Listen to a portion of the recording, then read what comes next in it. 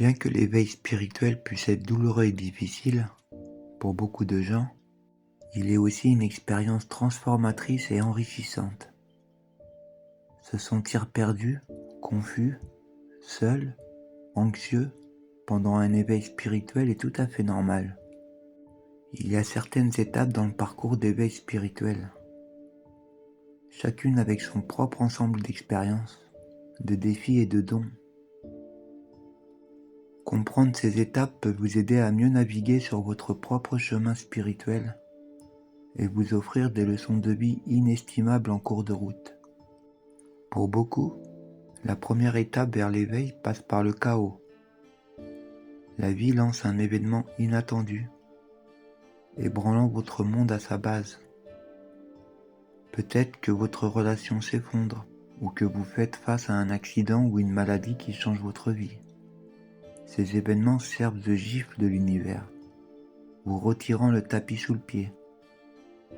Dans ce chaos, vous ressentez un déclic intérieur, vous faisant réaliser que votre ego n'a jamais eu le contrôle en premier lieu. D'un autre côté, certaines personnes vivent ce que l'on ne peut décrire que comme un éveil spontané. Pas de tragédie, pas d'agonie, juste une belle et naturelle prise de conscience. Vous n'avez pas besoin de souffrir pour grandir spirituellement. De plus en plus, les gens vivent des éveils spontanés, indiquant un possible changement dans la conscience collective humaine. Cette tendance encourageante nous montre que la transformation ne doit pas forcément passer par la douleur, mais peut arriver aussi naturellement que la lumière du matin. Peu importe votre chemin d'éveil, une chose reste constante. Vous commencez à poser de grandes questions existentielles. Est-ce tout ce qu'il y a à la vie? Quel est mon véritable but? Ces questions vous éloignent de l'existence superficielle et vous invitent à explorer un sens plus profond de la vie. Que votre parcours d'éveil commence par un événement dramatique ou se déroule spontanément, reconnaissez-le comme un appel sacré à une vie plus significative. Vous ne vous réveillez pas seulement à un nouveau jour, vous vous réveillez à une nouvelle vie, un nouveau vous. C'est votre appel à vous libérer des illusions qui vous ont maintenu endormi, à émerger de votre cocon et à vous envoler comme l'être magnifique que vous avez toujours été destiné à être. La prochaine étape de votre éveil est tout simplement magique. Bienvenue dans la phase de béatitude.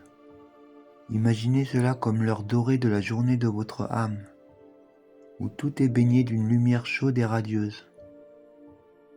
Ici, vous ne vous sentez pas seulement vivant, mais aussi une partie intégrante du tout, une connexion cosmique qui allume un nouvel élan de vie. À ce stade, le monde devient une palette de couleurs vibrantes. Les arbres murmurent des secrets, les oiseaux chantent vos airs préférés, et même les fleurs semblent éclore rien que pour vous. Vous êtes rempli d'allégresse, d'excitation, de joie, et d'une myriade d'émotions positives que vous n'avez peut-être pas ressenties depuis des années. C'est comme trouver un coffre au trésor d'émotions pures, et vous êtes impatient d'en ouvrir chaque compartiment. Pourquoi cette étape semble-t-elle si écrasante et joyeuse? La réponse est simple. Votre cœur s'éveille. Pour beaucoup, c'est la première fois dans leur vie qu'ils se connectent vraiment à leur cœur. À mesure que votre cœur s'éveille, il devient le siège des émotions comme la compassion, la connexion et l'amour universel. C'est là que ça devient vraiment intéressant. À ce stade, vous commencez à vous sentir guidé, comme si une main invisible façonnait votre chemin. C'est aussi le moment où les synchronicités deviennent votre nouvelle normalité. Ce stade aiguise également vos capacités intuitives. Votre cœur est maintenant plus éveillé que jamais. Avec une intuition renforcée, vous commencez à raisonner avec des choix et des directions qui s'alignent sur le but de votre âme. Un autre aspect incroyable de ce stade est l'émergence des dons spirituels que vous ne saviez pas posséder. Peut-être découvrez-vous une aptitude soudaine à comprendre profondément les gens, ou peut-être un talent pour les énergies de guérison. Il est difficile de ne pas s'attacher à ce stade. On a l'impression d'une lune de miel perpétuelle avec votre âme. Mais, comme toute lune de miel, ce stade a une date d'expiration. Beaucoup confondent ce pic avec un état éternel, pensant avoir franchi la ligne d'arrivée.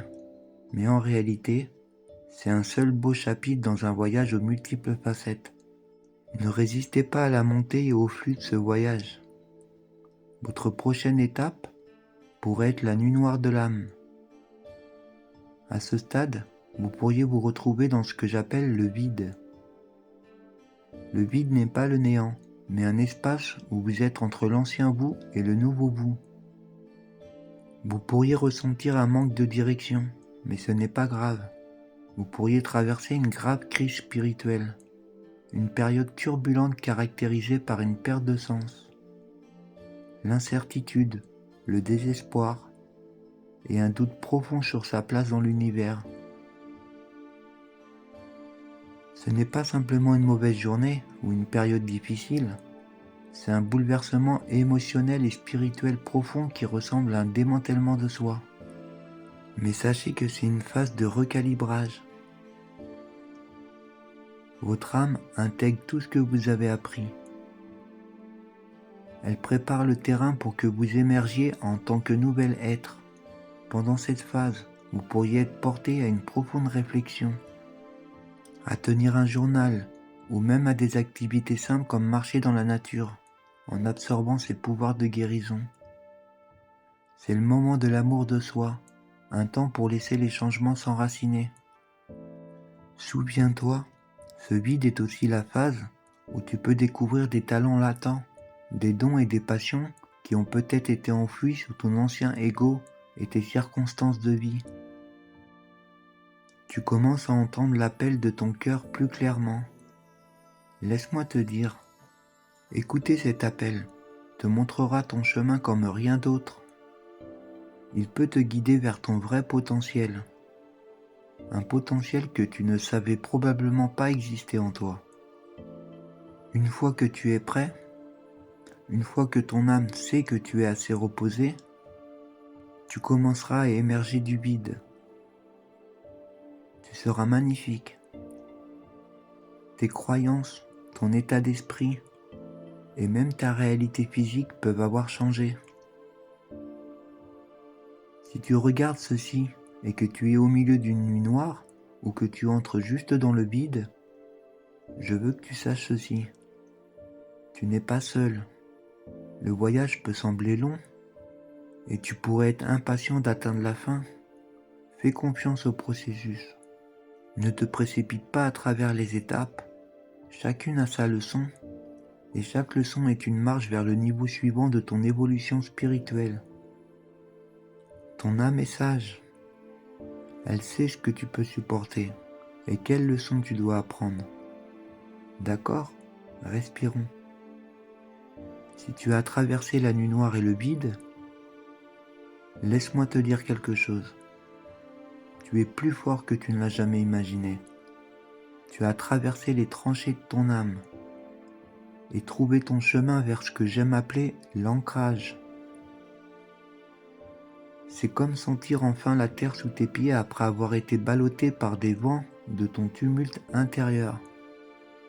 C'est l'étape où ton voyage spirituel commence à se sentir moins comme des montagnes russes et plus comme une balade en voiture à travers des collines ondulantes. Le terrain peut encore être inégal, mais tu as un volant solide, ton intuition, des roues fiables, ta sagesse nouvellement acquise. Vous voyez, l'enracinement est une phase de stabilisation. Les forts courants de vos bouleversements émotionnels et spirituels se sont calmés et vous vous retrouvez sur cette plage tranquille de votre existence. Vous ne luttez plus pour survivre. Vous commencez à construire, à faire quelque chose des matières premières que votre âme vous a offertes. Vous êtes différent maintenant. Vos perspectives ont changé. Vous avez goûté au désespoir et à l'espoir, à l'isolement et à l'unité, à la communauté. Toutes ces expériences ne vous ont pas simplement traversé. Elles font maintenant partie de vous, contribuant à une version plus fortifiée de vous-même.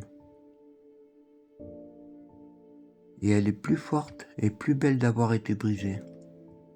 À ce stade, les gens constatent souvent que leurs relations prennent de nouvelles textures et dimensions. Vous résonnez à une fréquence qui ne correspond peut-être pas à tout le monde de votre passé. Et c'est normal. Vous ne les abandonnez pas. Vous avancez. Et ceux qui sont destinés à faire partie de votre vie vous rattraperont. Les liens que vous créez maintenant auront souvent une profondeur et une authenticité qui pouvaient manquer auparavant. C'est aussi la période où votre but devient beaucoup plus clair. Vous vous êtes débarrassé des attentes de la société, de la famille, et même de vos anciens rêves qui ne vous servent plus. Vous êtes libre de voir ce qui compte vraiment pour vous. C'est comme si l'univers dissipait le brouillard et disait « Voici le chemin ». C'est un moment plus calme, mais ne le confondez pas avec de la stagnation. C'est plutôt comme le calme profond sous un océan prospère. En surface, vous vivez votre vie, peut-être comme toujours, mais en profondeur, dans les tréfonds de votre âme, tout est différent. Vous voyez la vie à travers de nouveaux yeux, l'entendez avec des oreilles accordées et la touchez avec des mains éveillées. Vous commencez aussi à manifester, mais vraiment manifester. Souvenez-vous, vous fonctionnez maintenant à une fréquence plus élevée. Les choses que vous attirez dans votre vie, les expériences, les personnes et les opportunités vont être en plus grande harmonie avec votre moi authentique. Et parce que vous avez traversé des moments difficiles, vous les appréciez davantage. Chaque petite chose peut sembler une bénédiction, un cadeau de l'univers pour vous, le nouveau vous. Maintenant, vous avez terminé chaque phase de votre éveil, prêt à affronter le monde avec votre sagesse retrouvée. Imaginez-vous comme un arbre. Au début de votre parcours spirituel, vous êtes comme un jeune plant qui s'élance avec ardeur vers le ciel. Vos branches poussent avec enthousiasme, s'étirant vers le haut et absorbant le soleil. Et comme vous le savez, un arbre adulte a un but. Il offre de l'ombre, des fruits, un abri et contribue à la vie. Tu ne te contentes pas de vivre, tu prospères. En ce faisant, tu peux prospérer aussi le monde qui t'entoure. Chaque phase a sa beauté et ses leçons, te façonnant en un individu plus sage et plus fort.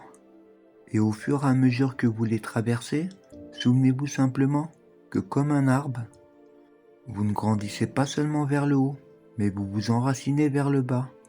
Les deux sont nécessaires pour une vie équilibrée et épanouissante. Continuez à viser le ciel, mais n'oubliez jamais la force qui vient d'être ancrée. Et souvenez-vous, mon ami, votre parcours spirituel peut ne pas suivre les mêmes étapes que celles que j'ai mentionnées. Le chemin de chacun est différent, alors acceptez-le, quelle que soit l'étape où vous en êtes.